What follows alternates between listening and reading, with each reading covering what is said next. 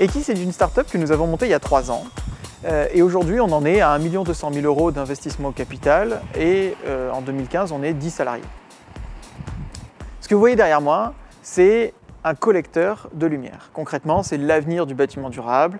Grâce à ça, vous n'avez plus besoin d'allumer les néons quand il fait beau dehors.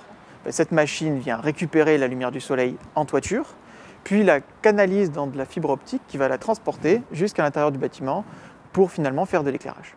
La lumière naturelle, à quoi ça sert ?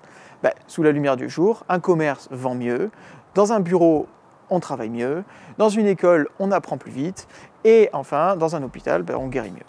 Pour convaincre mes premiers clients, je suis parti d'un premier constat, c'est que par définition, on est une start-up, donc on n'est pas prêt.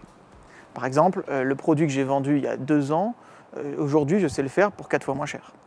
Ensuite, il va falloir bien cibler ses clients. Donc d'abord, se poser la question, qui a réellement besoin de mon produit aujourd'hui ? Pas demain, pas dans 10 ans, aujourd'hui.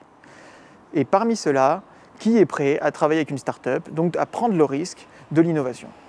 Vous avez des gens qui sont capables de travailler avec des startups et vous en avez d'autres qui savent même valoriser le fait de travailler avec nous.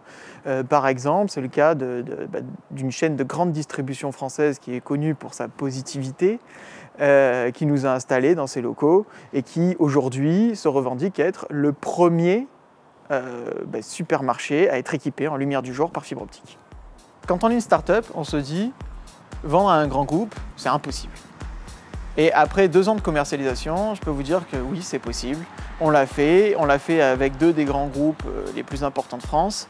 Et concrètement, ce qu'il faut, le secret à mon avis, c'est de prouver qu'eux peuvent avoir confiance. Donc ça se développe par une relation commerciale qui est dans le long terme. On n'a jamais vendu avec moins de 6 mois de discussion. Et puis une fois qu'on livre, il faut être pertinent, il faut être présent, il faut prouver que sa techno fonctionne et prouver comment elle fonctionne et comment elle apporte. C'est-à-dire qu'il ne suffit pas de vendre au grand groupe, il faut expliquer au grand groupe pourquoi est-ce qu'il a des raisons de racheter une seconde fois, une troisième fois et ainsi de suite. Donc c'est possible, accrochez-vous, c'est vraiment de la détermination. Si je peux avoir un conseil, c'est ne vous focalisez pas uniquement sur les interlocuteurs open innovation des grands groupes. Parce que ceux-là sont là pour faire de la mise en relation, alors que vous vendez en général quelque chose pour les opérationnels, quelque chose qui va permettre aux grands groupes de mieux fonctionner. Et donc il faut passer à travers ces barrières et remonter la chaîne pour arriver directement aux gens qui sont opérationnels dans le grand groupe.